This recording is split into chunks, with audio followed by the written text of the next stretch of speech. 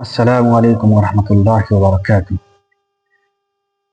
आज हम इंशाअल्लाह गुस्ल करने का तरीक़ा सीखेंगे और ये जानने की कोशिश करेंगे कि गुस्ल कैसे किया जाता है।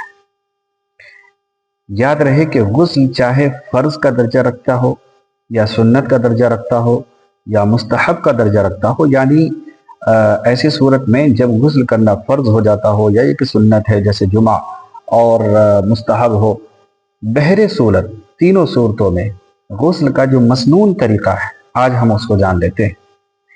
नंबर एक कि हम दोनों हाथों को इब्तिदा में यहाँ तक धो लें। ये हमारे दोनों हाथ धुला गए। फिर उसके बाद इंसान देखे कि उसके बदन के किसी मकाम पर नजासत तो नहीं लगी है। मसलन सतह औरत पर जो है अगर किसी को नजासत लगी हो तो उस नजासत को दूर कर ले, ये दूसरे नंबर पर कर ले। फिर उसके बाद छोटा और बड़ा दोनों इस्तिंजा करें।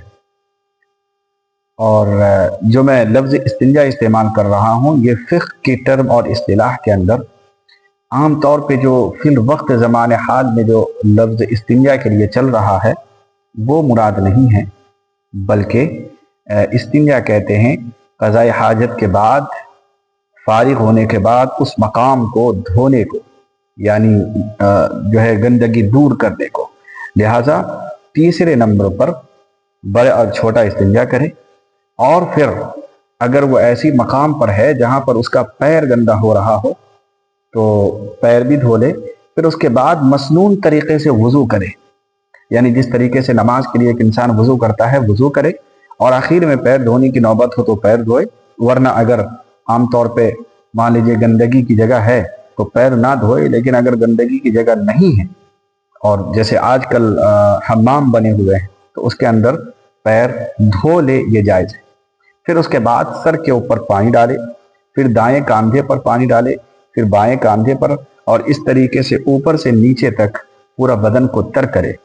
और फिर उसके बाद अपने दोनों हाथों से पूरे बदन को एक मरतबा रगड़ ले ताकि पानी मुकम्मल तरीके से पहुँचे। और यह अमल 3 मरतबा करे, यानी सर पर पानी और दाएं कंधे और बाएं कंधे पर डाल करके पूरे पैर तक 3 मरतबा धोए। याद रहे कि गुस्ल के अंदर 3 फ़राइज़ हैं। नंबर 1 के नाक के अंदर सबसे पहले तो मुंह भर के कुल्ली करना, ताकि जो है इस तरीके से कुल्ली हो कि बदन अंदर का कोई हिस्सा बाकी ना रहे। फिर उसके बाद नाक के इस नरम हड्डी तक पानी पहुंचा ले और फिर उसके बाद आपने बदन के ऊपर जो है पानी बहा ही लिया है 3 मरतबा, ये फ़राइज़ अदा हो गए।